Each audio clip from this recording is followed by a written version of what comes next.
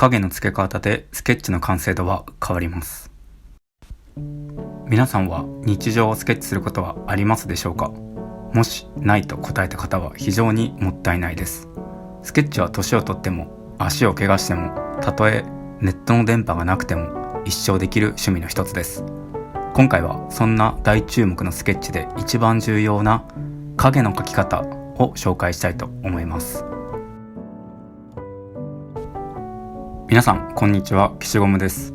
普段は風景画や乗り物などを描いているイラストレーターです。僕は毎日と言っていいほどスケッチをしているのですが、スケッチをするたびに思うことは影の重要性です。ではスケッチにおいて影がどのぐらい重要か、例を挙げて説明します。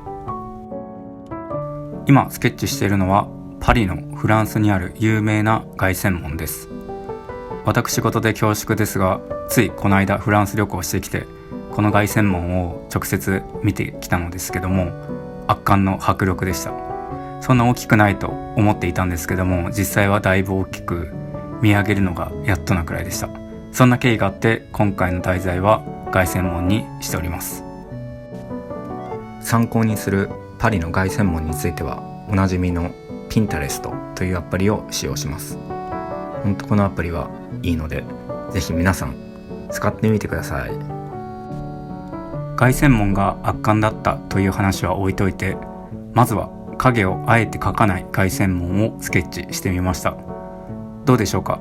非常に簡単に描いたということもあって、これだけだとのっぺりとした感じで何か物足りない印象ですね。ではこの動画の本題である影を追加していきます。影の詳細な描き方についてはこの後別途説明しますけども、ほんの少し影を描いただけで建物に立体感、3D 感が生まれて絵に迫力が出たと思います。このように影は建築スケッチにおいて非常に重要だということがわかります。影の重要性を知れたと思いますので、ここからはどのように影を描いたらいいか、影の捉え方などについて説明したいと思います。まず影の捉え方についてです。僕が影を描くときに一番最初に考えることは光の位置、いわば建物に対して太陽はどこにあるかです。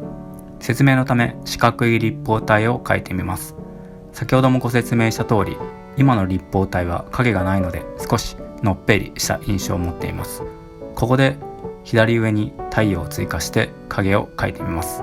皆さんもご存知の通り、影というのは太陽と反対対角線上の位置に落ちます。ということで影を描いてみます。するとどうでしょう、急に立体的に見えてくると思います。今はただの四角い立方体で説明しましたが、どんな複雑な対象物をスケッチするにしても同じような考え方で問題ありません。過去私がスケッチした建物も全て同じ考え方で描いています。このように影の捉え方は非常にシンプルなのです。影の捉え方についてご理解いただけたら、次は影の描き方です。影の描き方も非常に簡単です。影には大きく分けて3種類あると考えています。1、斜線。2、交差。3、塗りつぶし。この斜線というのは単純に線をシャシャシャと斜めに引いたやつで、2の交差というのは斜線を角度を90度変えて、交差させる、単純に交差ですね。で、最後の塗りつぶしはもう普通に塗りつぶす。以上の3つだけでそれなりにスケッチができると思います。3つの影の使い方についてですが、斜線の影は比較的薄い影に使用し、塗りつぶしの影は濃い影に使用します。交差の影はその中間で、薄い影と濃い影のつなぎ的な役割をします。